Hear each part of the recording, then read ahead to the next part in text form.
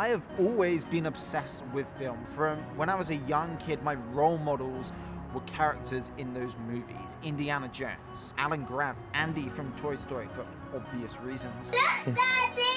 Toy Story! Or Luke Skywalker. Today, if you pretty much play any theme tune written by John Williams to me, it's gonna send me down a nostalgic wormhole. And if you play the Jurassic Park theme tune, that's just gonna get me right there. And that's the power of movies. That's what filmmakers can do to you. They can take an audience who are all sat in a theater together and they can show them an image and combine it with sound and make you feel a certain emotion. They can make you cry, they can make you laugh, they can make you gasp. And I think that's the closest thing to magic. Maybe is that why they call it movie magic? Yeah, okay, I guess so. But that's what I mean. You can make someone feel that way. You can transport someone into a completely different world for 2 hours. My dad, he filmed our entire childhood. When we were kids, he used to make us these home movies. This is actually the first time I picked up a camera. Come on, film, Dad. Now down a bit. This is Andrew filming.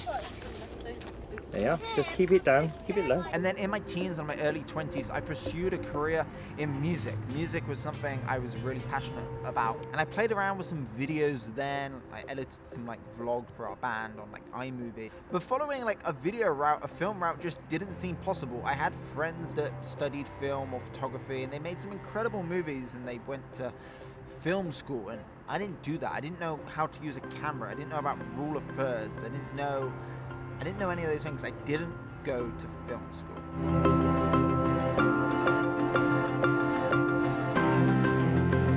So subconsciously I'd come up against this barrier, this roadblock between making films and my creativity. And this was 2015 and I saw how the internet was enabling all these other people. And I eventually came to the realization, why do I have to learn in a traditional way? Who's stopping me learning on my own terms? What I can tell you after removing that roadblock is if you're ever pursuing something in the creative realm and somebody says to you, sorry, you can't work here or you can't do this because you don't have a degree, get up, walk straight out that door, do not look back because they don't have a fucking clue. So if you have that same urge to create something, you feel like those roadblocks are in your way, then I think this video is for you because that was me and I didn't realize it until 3 years ago.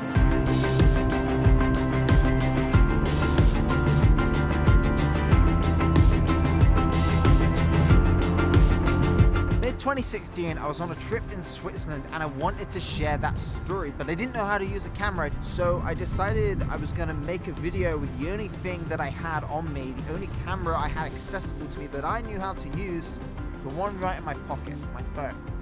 And I decided to start sharing these videos on Snapchat because no one was telling stories on stories. And then I was hooked. At the end of 2016, I decided to quit my marketing job in Bristol and I moved to New York. Within 2 weeks of being in New York, I got my first gig doing Snapchat, where someone paid me to make a Snapchat story for them. And that was the point where I was like, maybe this is something I can pursue as a career.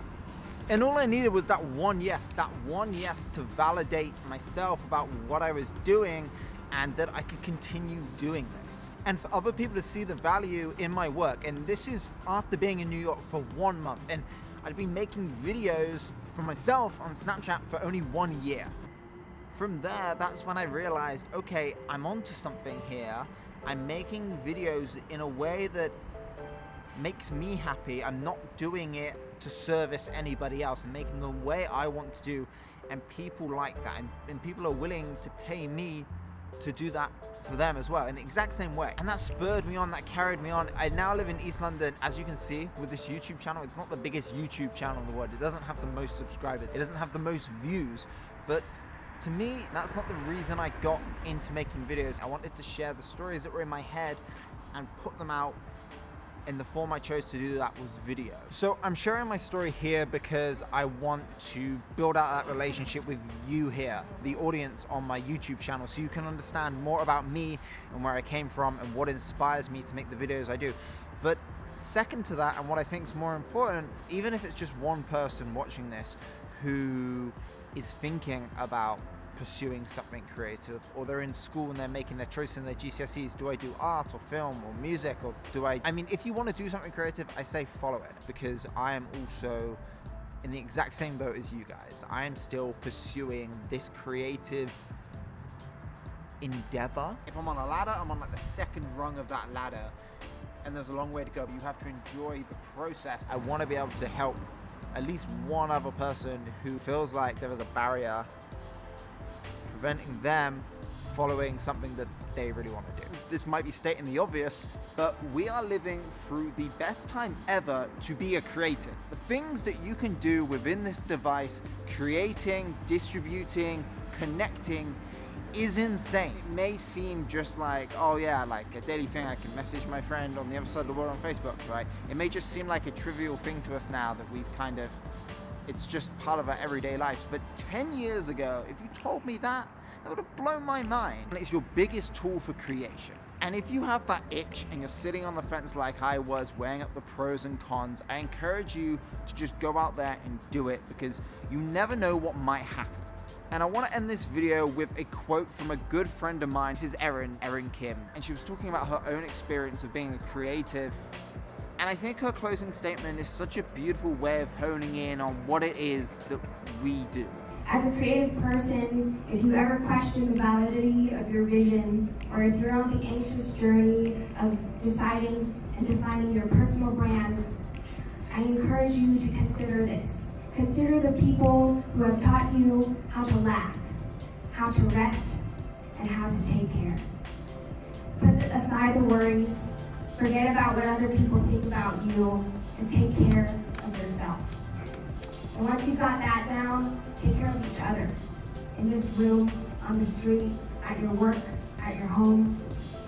Because at the end of the day, the least and the greatest thing that we can do is to care.